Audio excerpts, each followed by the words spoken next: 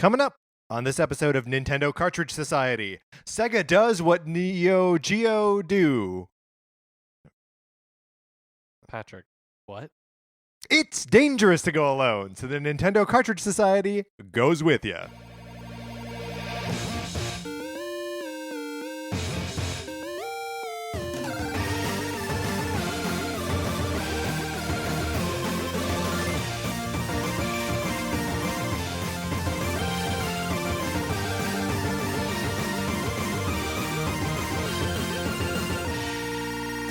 Welcome to Nintendo Cartridge Society. My name is Patrick Ellers, and I am joined, as always, by my co-host, Mark Mitchell. We've got a good show for you today. We're going to be talking about the news from the week, including Sega Ages, and, of course, because we promised, an update on the Billy Mitchell cheating scandal. Then come back on Thursday. We're going to be making our lists for the Game Boy Classic Edition consoles, aided, of course, by you, our listeners. Thank you, everyone, for sending all of those in.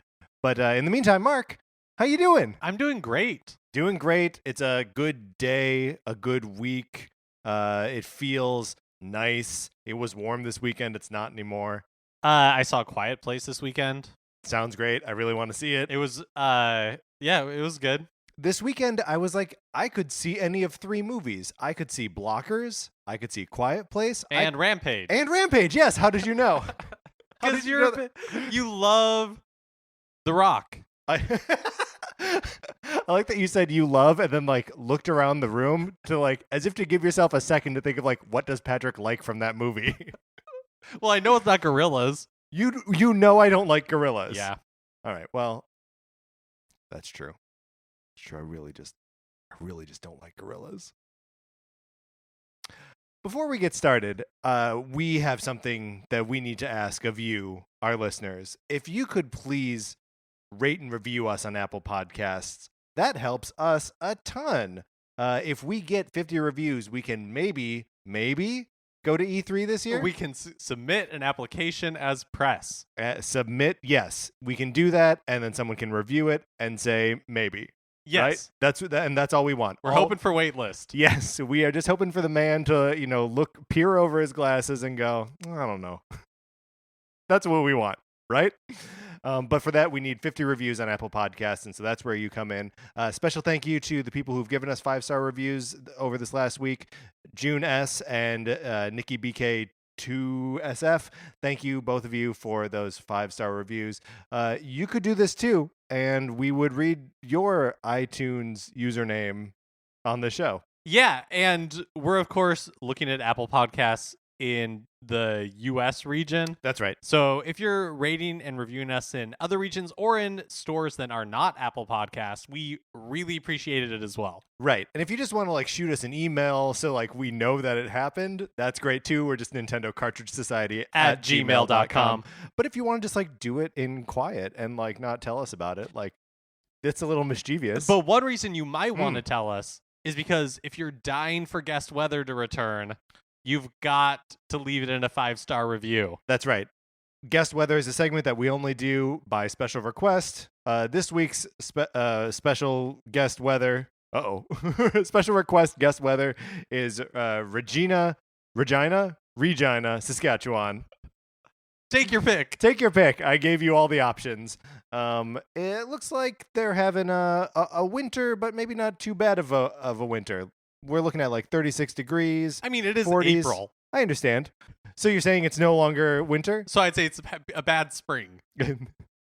When does spring technically start? Did it already? Oof. Ooh. Yeah, yes, definitely, right? At the end of March?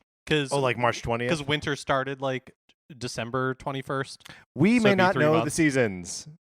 But what we do know is that this guest weather was requested by June S. So the biggest of ups to June S. and Regina, or Regina, Saskatchewan. Also, here's another thing that we got wrong. I'm about to drop a little debug on you.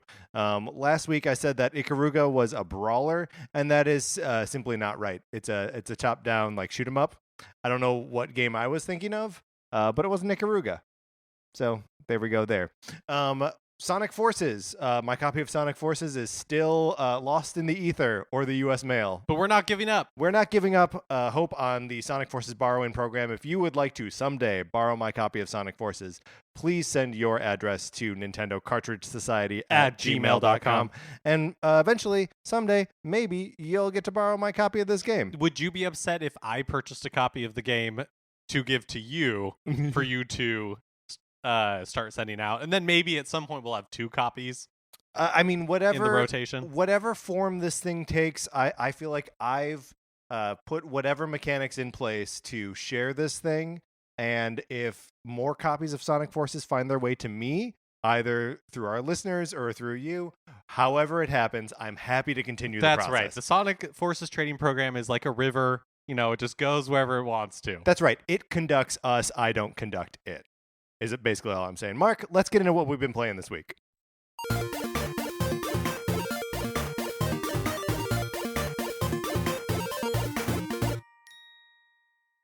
So I've been spending a lot of time with my Super NES Classic Edition. Did anything bring this on in particular? Yes, actually. I was getting excited about the Mega Man X Legacy Collection, and I was like, hey, you know what? I have access to one of those games right now, Mega Man X, on the SNES Classic. And I believe I actually talked about it last week that I popped it in and was playing it, and what a good solid action game it is. I finished that game off, which was great. I maxed out Mega Man, and one of the things that I would my stumbling point for me always in those games is when you get to, in regular Mega Man games, the Dr. Wily castles, or in Mega Man X, the Sigma levels, which is just the end game, right? Where it gets hard. And also it's the part of the game that's near the end, so you don't really have any of that, repeated memory from, when you were a kid of playing it over and over again. You would just reach that point and be like, well, this is too hard, I'm going to go play outside. And having the ability to rewind a little bit with the SNES Classic, or throw down a save state and just try something over and over again, felt great. I felt like a god just barreling through Sigma. What a great game. But then I didn't let this stop me. I moved right into Friday night. I started Legend of Zelda: Link to the Past, and was like, I wonder how long it takes me to play this game. 2 days. It takes me 2 days to play Link to the Past. Maybe 6 hours of gameplay, 5.5. And that was another one where I wasn't really scrubbing the save states or anything like that, but because the game's not really that difficult. But it's just so satisfying to find everything and just get Link stronger, and feel when the first time you pop into the Dark World and there are those giant Cyclops guys throwing bombs, and you're like, I have to hit him with a sword 30 times to kill him, and then upgrade the sword through various means, and then you're coming in and you're whacking them twice with the sword and they blow up. It's so satisfying. I mean, when we did our Zelda rankings, A Link to the Past was number 1, right? No, I believe Breath of the Wild ended up being our number 1. Of course. But Link to the Past was my number 1. Oh, yes, that's right. That's what I was bringing to the table. And because I am a weak, spineless man, I said, yeah, Mark, we can put Breath of the Wild at number 1. I still think our definitive ranking was right. I mean, it has to be. It's definitive. Great episode, by the way. If you haven't listened to it, you should go back and listen to it. Yeah, from November, maybe? Hey, I'm not going to do that homework. Someone else can look it up. And then I also spent some time playing Super Castlevania, which is a game that I had not really played before. Yeah, so tell me your thoughts. It is my favorite Castlevania game. I can see. So it is more of the. It's less of the Metroidvania style, and it's more, not at all. It's not at all. So I previously had only purchased it on the Wii Virtual Console, and thought that the beginning of the game, and I think this still is weak, that the beginning of the game kind of sucks. More or less feels like you're playing the original Castlevania, and while I was playing it on Sunday, I was like, I don't get what Mark sees in this game. And you saw maybe the third or fourth level or something like that, where the game really starts to get interesting and does some really strange things with the graphics and with Mode 7 and rotating really large sprites on screen. Like there are some parts where you're swinging from these chandeliers, which are just giant sprites, which looks janky, right? But like it's something that would have blown your mind to see it in 1991 or whatever. I don't know. I thought it was a really cool, super fun like action game with like kind of creepy, inventive enemies, and I really liked it. Yeah, it's definitely not as like technical or really as well made as something like Symphony of the Night, but I just think it's so awesome. Like the music is great. It's like Boss, Yeah, yes. There is a lot of just like cool. My favorite part of this game, you are like going in on, every level is kind of based around one monster, right? And my favorite level that I played, I didn't actually get all the way to the end, is like you're going into a ballroom and the boss is like ghosts that are like lovers or something. They're like dancing. And so like you're going into this ballroom and I don't know, the whole thing, it's weirdly atmospheric and like totally effective even for just like an action game. Like you feel like you're there. And the music's so good. The music is super good, yeah. You were playing a little bit of Mega Man. I was playing a little bit of Mega Man type game. I was playing Mighty Gunvolt Burst. Oh yeah, tell me like how, making my way through it. I like it. It's fine. It's proficient. I don't really have much to say other than that. Like, I don't think it's graphically amazing. I don't think the music's super awesome. I don't think the mechanics are like blow me away cool or anything like that. But it's fun. It's scratching the itch of just like, oh, here's a 2D platformer, like action game that I can just pick up, play for a little bit, not really have to pay that much attention to. Yeah. And then I can put it away and, I'll get back to it when I get back to it. Are you still mostly playing as Gunvolt, or I'm just playing as Gunvolt. You're not playing as Beck at all? No. Or does the Galgun Angel, is she automatically a playable character, or do you have to buy her? It must be a DLC. Okay. Because unless you unlock her later, because I just have the two options to begin with.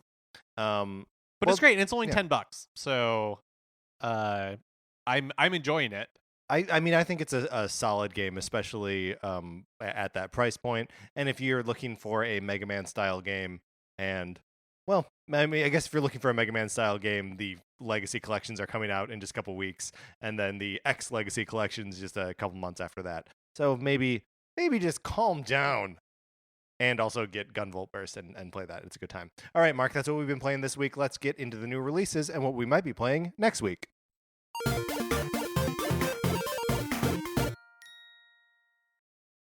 Is there anything we really need to talk about in new releases other than Labo coming on April 20th?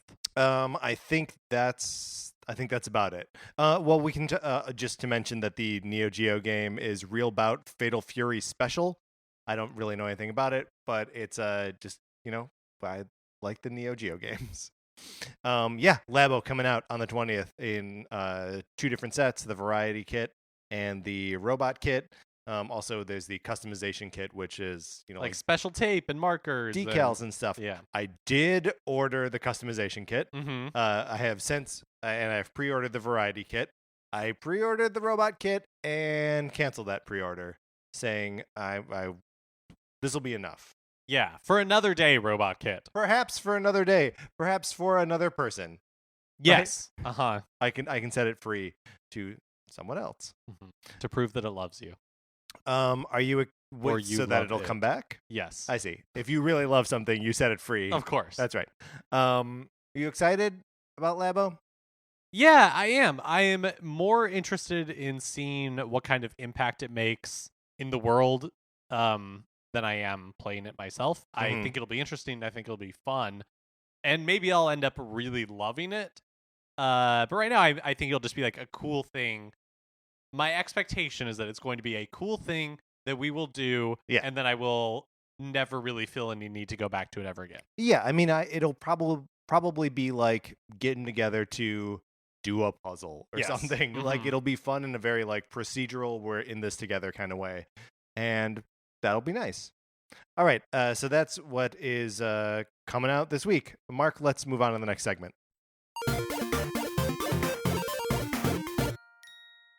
It's time for a regular segment on our show. It's time for 433. In 1952, American composer John Cage wrote a piece called 433, wherein a performer or group of performers didn't play their instruments for 4 minutes and 33 seconds. For the purposes of this show, our instruments are talking about Nintendo. So, for the duration of one performance of 433, Mark and I will talk about something not at all Nintendo related, thus fulfilling the contract of the piece. Mark, this is maybe perhaps Nintendo adjacent. I want to talk about God of War.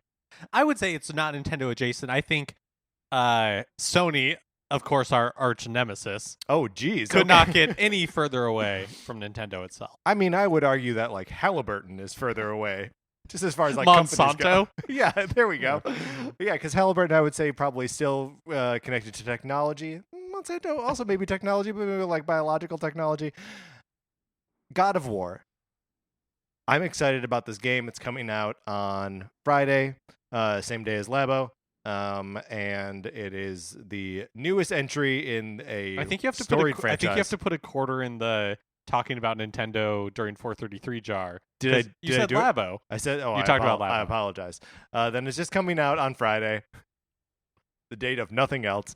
I'm excited about this game, Mark. I like the series, but have, kind of fallen away from it. Were you always excited about this game? Like, when it was initially revealed at E3 2016, were you like, oh, cool? What was I like? Oh, cool? Yeah. I kind of. Could see. So the thing about God of War is that it has a history of being like an ultra-violent, over-the-top kind of series. And, it was obvious from its reveal that they were going for something different. And I think maybe from my first impressions of it, I didn't know whether that was like a pretentious kind of like, is it going to earn the sort of tone that it looks like it's going for? Because, we play a lot of games that I feel like are we're looking for the fun. I feel like a lot of times in games, and something self-serious like that, I'm not always going to be able to connect with. Well, I think both of us feel like in the majority of examples, game stories are bad. Yeah, no, I agree with games that. Are a poor storytelling medium. And right. So a game that is trying to achieve something thematically usually fails. Right, unless it achieves it also through the gameplay. And, there are exceptions. Like, I'm a big fan of the Naughty Dog games. I like The Last of Us. I like Uncharted. So, like, I don't think storytelling in games, even like cinematic storytelling, is impossible. Just rare, and it takes an exceptional game to achieve that sort of thing. And just having there's a little bit of scuttlebutt about like how good this game is right now. It's reviewing very well, and all the advanced word on it is like this is one to watch for. So I guess I am much more excited now than I was when it was originally announced. Also because like there's a little bit of that rub between like what I knew God of War was and which I liked. And what it's presenting itself as now. And like, I mean, it's maybe not too much of a surprise for me because I think that even in its over-the-top crazy, like, violence and gore and stuff, that God of War knew what it was doing. God of War 3 ends with you pummeling Zeus's head in, like, a cutscene, right? Or it's a QuickTime event, and you're just, like, pushing A to punch Zeus's head. And the game never asks you to stop pushing X. So like you're just doing it forever. You have to make yourself stop. And it's one of those times where you're like, the game can just command you to be violent and gross, and you'll do it. Which I know is like a point that what's that game? That the military shooter, Spec Ops, The Line. That's a point that like that game drives at. That like video games make you do dumb violent things, and like you're just okay doing it because like it's telling you to do it. And I don't know, I was like, oh yeah, God of War made that point like 2 years ago. Are you excited for this game at all? I'm not really. The reviews and like how well it's being received has definitely changed. Like I'm more interested in seeing it. Yeah. Some of like the stuff that they're touting, like the technical aspects of it, how like it's all presented in one. Yeah. There's no camera cuts. Right. Like, it's just one seamless experience. I think sounds really cool. Although obviously easier when the camera is third digital. Oh, yes. It's a virtual camera. Yeah. Right. Yeah. Well, and I guess we'll never know. We'll never know. We were accompanied today by pianist Kyle Shaw. So thank you, Kyle. All right, Mark, let's get into the news.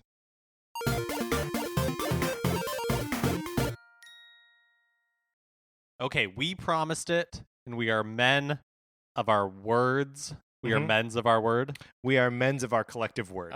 We are a show of our word. Yes. Okay. Billy Mitchell news. Billy Mitchell, just to update, accused of he's an arcade game playing guy. I'm doing a bad job of explaining this. He's a guy who holds many high scores on classic arcade games. Was accused of cheating. And not related to me, as far as I know. That's right. Okay, so Twin Galaxies, which is a website and also, I guess, forum that keeps track of a lot of high scores, has determined that the footage Mitchell submitted for his world record-setting run on Donkey Kong was not played on the original hardware, that it was emulated, so he has been stripped of his title. His scores have been removed from Twin Galaxies and also the Guinness World Book of Records, and he has been banned from future Twin Galaxies events. And previously, Mitchell had records in Guinness for both Pac-Man and Donkey Kong. And so both of those are gone. He has lost the world record. He had them, and then he was not beaten, and they're gone now.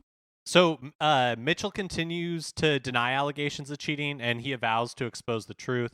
In a recent statement, he said, quote, "We will show that everything that has been done, everything was done professionally, according to the rules, according to the scoreboard.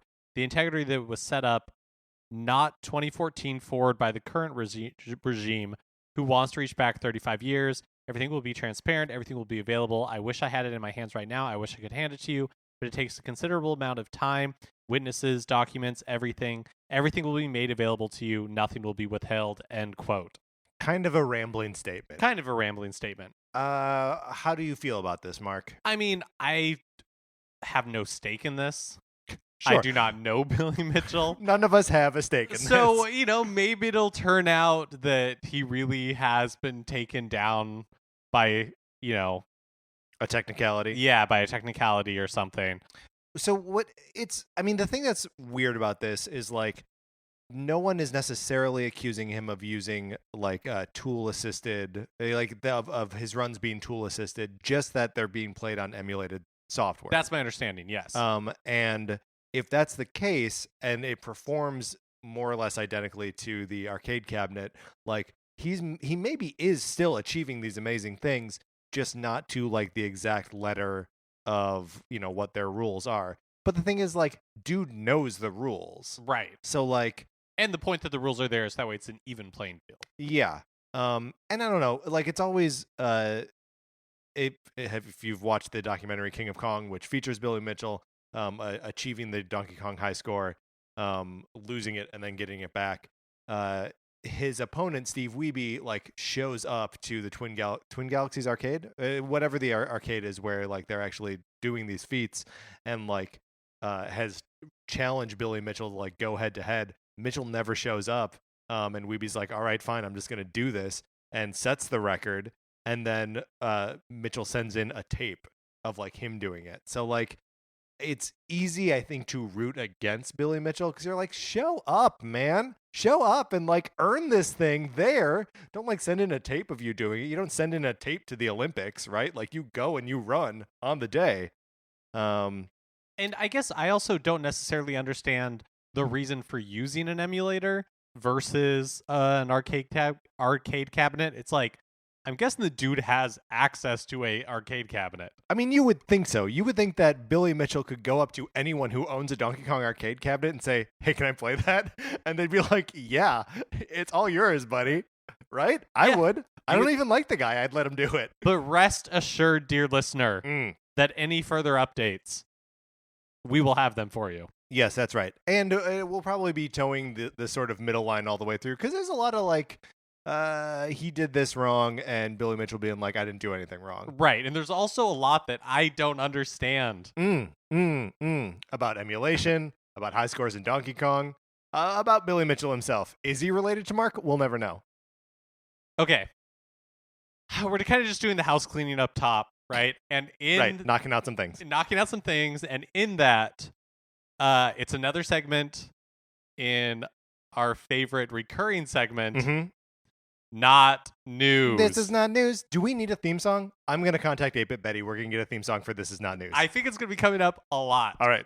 Okay, so in an interview with the BBC following the BAFTA Awards, where Breath of the Wild took home a prize for innovation, Nintendo's Shinya Takahashi said something like, and this is through a translator or through translation. So, quote, Nintendo constantly works on hardware, so we have been doing research and development. You may see the new system sometime in the future, period, end quote. That's all he said on the subject. So say it with me. This is not news. Everybody is always working on new hardware all the time. Yeah. It doesn't mean anything. It means nothing. So when do you think we're going to see the Switch 2? Any day now, because Takahashi was talking about it just last week. Yeah, good point. This is not news. Of course, they're working on a successor to something else or possibly a third pillar. Who knows? Yeah, exactly. We'll see new hardware sometime in the future. Absolutely. Yeah, breaking news. Okay, all right. I'm breathing. Calm down, fine. Mark. Are you We've gotten okay? it all out of the way. Do you need to take a break? Nope. Now All we right. can just go right into the rest of it. I'll stop the recording here if we need to do some breathing exercises. Talk about Mack Weldon underwear. Whatever, man. All right. Reddit user Camulin made a cool discovery about the Breath of the Wild Trial of the Sword DLC. Each of the monks that you encounter in the trial are mimicking the poses of the 7 sages in Ocarina of Time. Yeah, so the sages, I guess, at some point in the game, they're like in these little poses, just with like their arms and their hands, and the monks are in those same poses, which is just a neat little nod to Ocarina. Just another reason why Breath of the Wild is, of course, the #1 Zelda game in our definitive ranking. That's obviously right, but I just had a really good time playing Link to the Past. Also, Nintendo's putting out some collectible enamel pins for Breath of the Wild. They can be purchased in blind packs of 1, and there is not currently a price listed for them on Amazon. Yeah, so when you buy one, you're buying a pack, and there's only one in there, and you don't know which one it is. So, yeah. I don't get it. It's like getting a pack of trading cards, except there are no trading cards in it. There is one pin. There is one pin, and you don't know which pin it is. Have you gotten a chance to look at these things? They're kind of neat. Yeah, they are kind of neat. They've got like the Divine Beasts. There's like a bow and arrow set. I like enamel pins. I don't have enough of them in my life. But like, I don't blind packs. Yeah, what is that? Is that a packaging error? Do they mean to release it that way? It's like those. Is it to encourage trading? I think it's to encourage people just buying a bunch and being like, "Oh, well, I've got to get them all." So I'll just keep buying them until I'll buy 30 until I've got all 8. It's like real live gotcha games. It's like real life gotcha games, exactly. Last year, Nintendo promised that it would be returning the NES Classic Edition to store shelves, in addition to continually stocking the SNES Classic Edition. While there hasn't been any news on that front necessarily, the Japanese version of the console, the Famicom Classic Edition, has been available to order from Japanese retailers in recent days. This is, of course, the first time that has happened in maybe a year at this point. Ever, yeah. So maybe this means we should expect the North American and European versions to come soon. Maybe there'll be some information. This could be something that also just like happens. They're just like available on Amazon or Target or whatever. But that's a hopeful sign for people who are looking for those things and never got them. Yeah, crazy that we're coming up on 2 years. I mean, I guess not really. It's been like almost what? When did it come out? Like September? November. No. I was thinking it came out in September. Even then, we were still pretty far away. But the NES Classic Edition came out in November. That's right. The SNES Classic Edition came out in September. Yeah. So yeah, it'd be nice to know what their plans are for that. And I think we will never actually know what their plans are. It'll just pop up. And I wonder if we're ever going to get new news about other Classic Edition stuff, or if like this is the year they're quiet about it. I don't know. I mean, last year E3 came and went, and we didn't hear anything until like after E3, right? Just like a week or two after, they were like, "Oh, also by the way, we're doing this thing." And then it came out in September. I believe 3 so. months later. I think so. What are they doing, Nintendo? What are you doing? Over the weekend, Sega of Japan announced Sega Ages. Sega Ages, a palindrome. It's a partnership with Nintendo to bring classic Sega games to the Switch. These can include games all throughout Sega's hardware history, and will eventually include Saturn and Dreamcast games, even though these first ones do not, as far as I know. They're just Genesis games, right? Yeah. So the first 5 games that are being released are Sonic the Hedgehog, Thunder Force 4, Phantasy Star, Alex Kidd and Miracle World, Gain Ground, and then eventually over 15 titles will be released in all. They're coming out this summer. No pricing has been announced. So they include some interesting additions. They're, I guess, maybe like enhanced or bonus versions of these games. So Sonic the Hedgehog includes the Mega Play arcade version, which I guess is super rare. I had to look up to see what that is.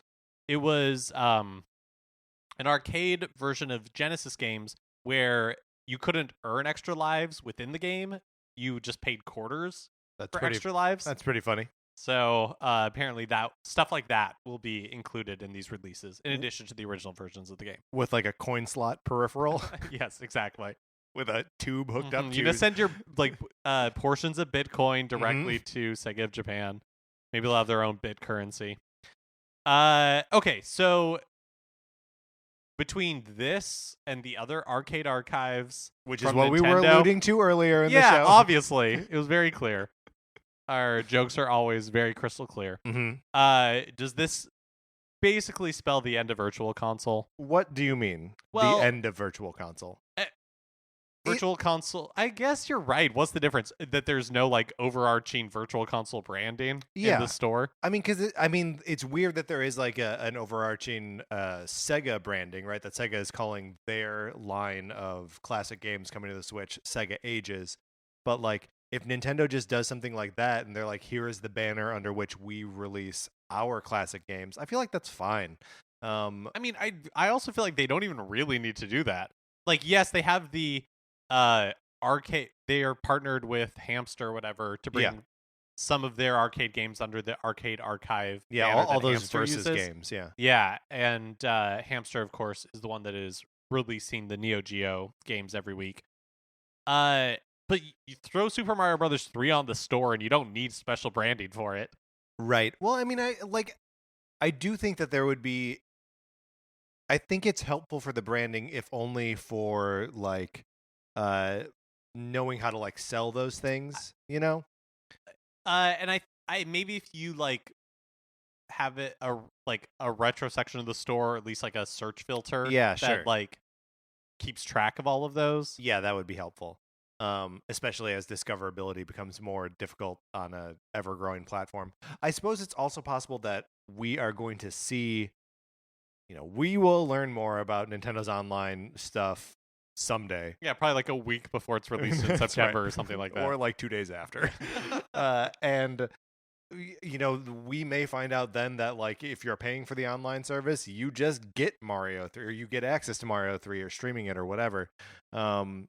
And so, I mean, all of that I think will come in time. And I think we don't know, we don't have a name for it, and we don't have like pricing or anything because it's going to be something different than what we expect. And there's nothing stopping them from being in a few months or even a year to be like, yes, Virtual Console is a thing now. And so we will take these games that have been previously released and move them to a new section of the store. Yeah, absolutely. Drag and drop. Like there's no reason everything couldn't change. Yeah. Mega Man X Legacy Collection 1 and 2 will be coming to the Switch both physically and digitally on June 24th.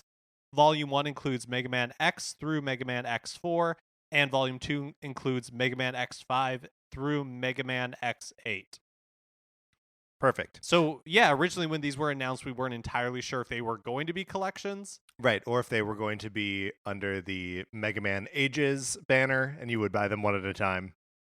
So just as previous collections have done, the physical version will be a cart for Mega Man X Legacy Collection 1 and a download code for Collection 2. Right, so there's no physical version of Collection number 2. Also included in the collection, Day of Sigma, an animated short originally included with Maverick Hunter X, which explores the origin of the series' antagonist. X Challenge, a boss rush mode that allows Mega Man to fight multiple bosses at once. This looks cool, by the way. Like the other Legacy collections have included like not boss rush modes necessarily, but you could like fight individual bosses or like stage remixes to sort of be a challenge for you to overcome. But this looks like it's a fundamental like change where it's like, here, fight these two villains, and you can pick 3 weapons from like across the games to take on these two. Oh, that does sound cool. Yeah. So that's it's a bunch of iconic characters, and they don't have to even be from the same game. The example was Chill Penguin with a robot boss I don't recognize. So not from Mega Man X1. There's also stuff we've come to expect from these collections, so like vintage trailers, artwork museums, music players, filter options, all that good stuff. All good stuff. So this collection includes the SNES version of Mega Man X3 and not the Saturn or PS1 port. If that kind of thing is very important to you, you should know it's the Super Nintendo version and not the Saturn or PlayStation version. The cost is $19.99 separately or bundled together for $39.99. You lose a penny on that one. You might as well buy them separately. You might as well. So this is, of course, a mention of Capcom. Do we have any boo Capcoms this week? Is there anything that you want to boo Capcom for? No, I'm excited about this, actually. Yeah, this seems like a decent package. I'm excited about where the package is divided, because for me, it's a no-brainer to get number 1 and leave number 2 on the table. I've heard number 2's kind of a stinker. Or like those games are not so good. Yeah, like the last one of them is like really off the deep end. It's like PlayStation 2 era. It's all like 3D graphics. It looks gross. And then 7 and 6 both have like, one of them has like kind of procedurally generated levels. It's not. Who wants that in a Mega Man game? You don't want it. Mega Man, you should be able to memorize. That's how I feel. The only game from the collection number 2 that I'd be interested in playing is 5, because that is the most like the previous ones. But 1, 2, 3, 4, like that's as much Mega Man X as I ever need in my life. So I'm happy with the way these are broken up, and that X challenge mode sounds super cool. Patrick, this is Mega Man adjacent. Okay. Or I guess it is Mega Man related, Mega Man X adjacent.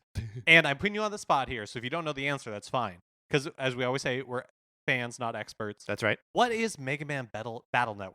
So Mega Man Battle Network, I don't know much about. Okay. But I can say that it is a turn-based like RPG strategy style game where I guess it's turn-based, and it takes place. All the characters are like digital. It's not physical robots in the real world. They're all like on the titular Battle Network. I have never played a Mega Man Battle Network game. For me, it feels more akin to the Mega Man X-Zero games. So after the X series, there's a series of Zero games that follow that character. I think there are 3 of them, and they're not great. They're kind of half Mega Man, half Metroidvania, but like the worlds are all like too big and too weird, and just doesn't really work. So they have a very similar like super anime aesthetic.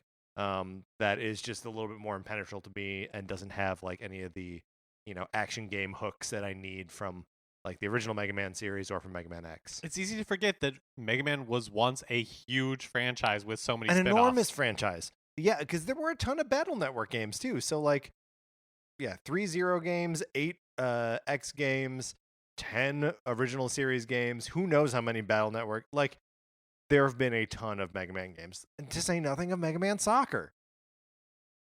Graceful Explosion Machine has sold over 50,000 copies on Switch. Mm-hmm. The game is currently on sale for 50% off, but only for a couple more days. It's fun, stylish shmup. Shmup, short for shoot 'em up. Mm-hmm. That It's worth your $6.50. I wrote that news item, so I don't know, Mark, if maybe you were stumbling over it because you didn't want to endorse buying this game. No one has put us up to this. Nintendo Cartridge Society cannot be bought, except, of course, by Mac Weldon. You don't have to buy their underwear. Or like Squarespace if they wanted to. Anyone could buy us. It would be fine. We would acquiesce quietly. But Graceful Explosion Machine has done nothing to buy our trust. I just really enjoy that game. I think it's definitely worth $6 now that it's on sale. Last week or 2 weeks ago or something like that, we discussed Level 5 CEO saying that all of their upcoming games will be coming to Switch. Right. This week they revealed Yokai Watch 4 for Switch coming later this year in Japan.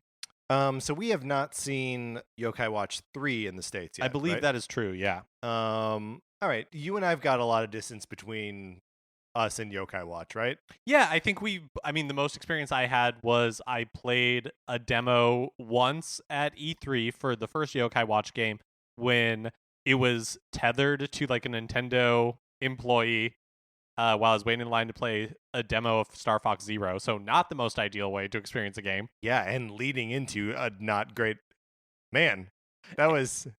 Look, Nintendo. Being a Nintendo fan hasn't always been great. Oh, it was ugly for a while. It feels really good now. And then Yokai Watch 2, we played a demo. That's right. When it was when Nintendo of America was hyping up the release of the game, I believe last year. It seems like a cute Pokemon Pokemon-esque game. Just a little too young for me. Yeah, and I mean that's totally how I look at these things, where it's like, that's too young for me. I hope it does well for the platform, and that kids get their parents' Switches all sticky with their honey-covered hands. Or jam. I don't know. They're always like into the jam. Always into that jam. One company who is still supporting the 3DS is Atlas, who announced Etrian Odyssey Cross X, 10, whatever you want to call it. Cross is what I think it's supposed to be called. Will be coming to the system this year as well. This is what they promised to be the final 3DS entry in the Dungeon RPG series, and maybe the end of the series for the foreseeable future. The hook of the series is that players have to draw their own maps on the bottom screen of the 3DS. Oh. And so once you take away that two-screen experience, there's no really good way to reproduce that on like the Switch or anything, or PS4. I mean, it could just like quietly suggest that you like go to the Notes app on your phone. Or like a piece of paper. Yeah. I mean, companion app. There you go. You've got a two-screen experience. Yeah. Because those are always really fun. That's all I'm saying. Yeah. People love two-screen experiences. Bloomberg is reporting that Nintendo has partnered with Scrum Ventures to, quote, scout startups working on new ways to play or use the Switch. Scrum will be looking for companies interested in developing new tools for use with Switch, i.e. components, sensors, chips, add-ons, plugins, things that go in the Joy-Con slots, anything, and not new games or software. So that's an interesting thing, right? That Nintendo's looking for new ways to make the Switch, like new ways to interact with it. Yeah, it goes along with what Nintendo has said previously, that they are looking for and inventing new ways to play with Switch, like Labo I think is an example of that. And also that they are hoping that the Switch will last longer than the normal 6-year life cycle of a console. Yeah. And a way to do that would be to continue to find new and interesting ways for people to play with their Switch. Did you see that there was a, I don't think we have it in the news here, but there was a patent that Nintendo filed for touch screen, two touch screens interacting with each other, where like you can touch one and it affects something on the other screen. Oh no, I didn't see that. The thinking was that it would be some way to connect Switches together, and that there's the actual like Switch tablets together, and move stuff from one screen to another or interact with it across Switches. That's cool. Yeah, I mean, I think it's interesting and exciting to see Nintendo looking outside of itself. Absolutely. I feel like they are fairly good editors, so I don't think they're just going to take whatever like bad idea comes across. Right. They'll have some manner of oversight, probably. Well, I guess more what I'm saying is that like if nothing comes from this, then I don't think it necessarily like hurts the Switch, but I think it is interesting and a market change in the way that Nintendo has worked from the past. Yeah. To see them reaching out to individual like creators or companies. I also think it's important that they are working with they are like kind of seeking partners in this sort of thing.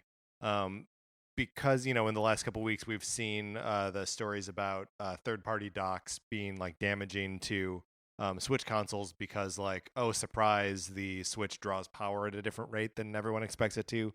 from a USB-C cable. So like, you know, maybe that's part of the thing that they're trying to avoid. Like, they know people are hungry to make add-ons and peripherals and whatever for this thing, but like there may still be secrets in this thing that no one understands. And they'll be like, well, bring us your ideas and we'll just make sure it's not going to turn everyone's Switch into just like a stone slab. Right. Okay, so finally, there's a rumor that the previously announced Super Nintendo World for Universal Studios Orlando has had its plans changed. So a few years ago, I guess, maybe 2 years ago at this point, Universal Orlando announced that Super Nintendo World, which is a theme park land based around Nintendo, would be coming to its theme parks worldwide. Right up our alley. They're currently in construction in the Osaka Universal Studios of Super Nintendo World in hopes to get that open before the 2020 Olympics in Tokyo. Right. And they were supposed to have started construction on the Florida one already, but that mysteriously never materialized.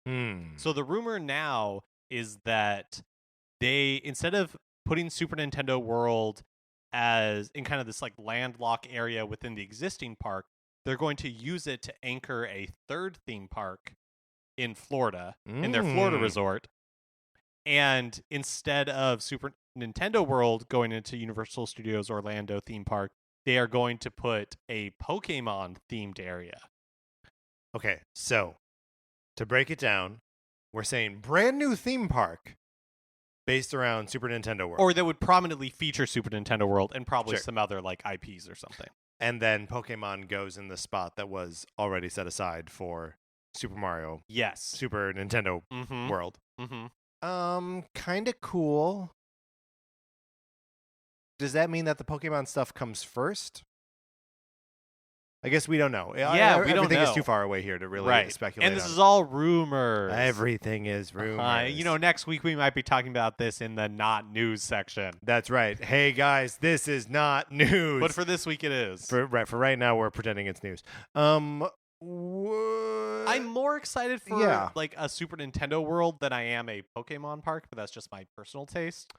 That is my personal taste as well, especially because I feel like the Pokemon World feels too interactive and like personalized to be a theme park attraction, right? Like if you're not walking around with your Squirtle, like what even is a Pokemon park? Right. I mean, I guess you could go down a water slide and like a Charmander could like, breathe fire at you, and that would be fun too. So I'll stop. I would like I'll stop complaining. It sounds great, but it sounds great.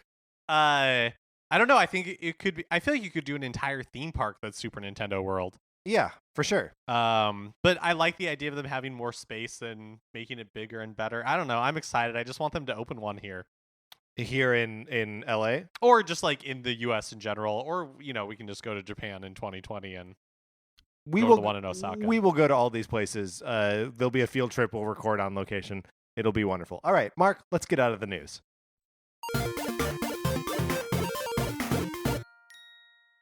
All right, and that is going to do it for this episode of Nintendo Cartridge Society. Remember, please rate, review, and subscribe on Apple Podcasts. It helps us a bunch. Even if you don't think you've got like big reach or whatever, we would love for you to share the episode. On Twitter, I am at Patrick_Ellers. Mark is at MKE Mitchell. Collectively, we are at NinCart Society. We're on Facebook as well. It's just Nintendo Cartridge Society. And if you like Mark and Mine's opinions, we also write about comic books on the review site retconpunch.com. Olivia Duncan made our logo. Our theme music is provided by 8-Bit Betty. Maybe he's going to write some more music for us. I have to talk to him about that. If you like 8-Bit Betty's music, you can check it out at 8bitbetty.com, or you can listen right now. For my co-host, Mark Mitchell, this is Patrick Ellers saying, thanks for listening.